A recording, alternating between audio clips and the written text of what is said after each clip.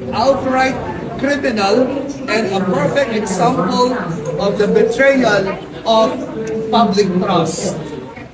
Today, we call upon the institution of the Ombudsman to put an end to this mockery of the system of checks and balances as enshrined in our Constitution.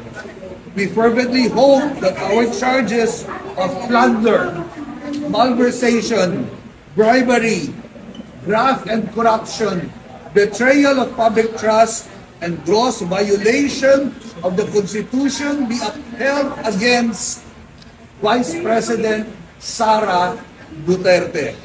And she at least be called upon to account, one, on hundreds of millions of confidential funds that she plundered.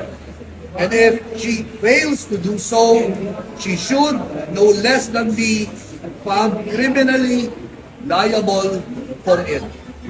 Maraming salamat. Sir, Father, para po sa publiko, para po mas maintindihan po nila, paano po ipapaliwanag kung bakit kailangan pong maharap sa ganito pong mga reklamo si Vice President Sara Duterte?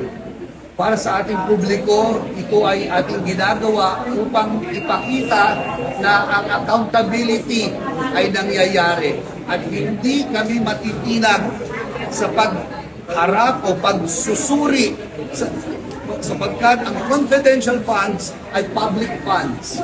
Ito ay dapat suriin kung ito ay ginamit sa tamang pamamaraan. Sir, tama. At ito yung dapat nilang ipaliwanag sa plataforma. Ang problema, hindi naman nila pinapaliwanag na maayos eh. Very evasive sila to begin with.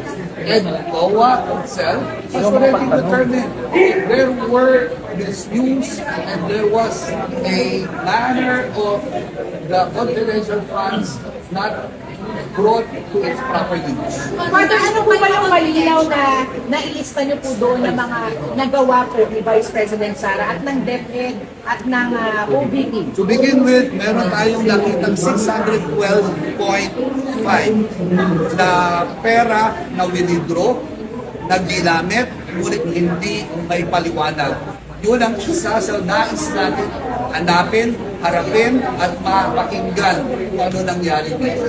Saan po kayo mag-confident na utusan po under Ombudsman Paul Memorial? With the prayer, with the facts that we have presented and have assigned our signatures, we pray that this will be heeded and utusan ng kaso upang mapanagot kung dapat ipanagutin. Kung walang tinatago si Sara Duterte, umarap siya. Sa publiko, para po mas maintindihan po nila, paano po ipapaliwanag kung bakit kailangan pong maharap sa ganito pong mga reklamo si Vice President Sara Duterte?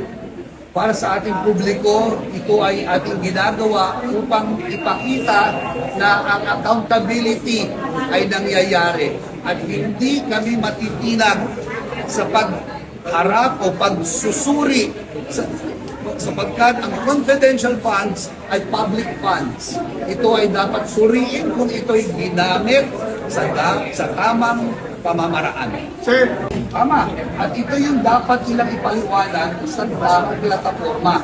Ang problema, hindi naman nila pinapaliwanag na maayos eh. Very evasive sila to begin with.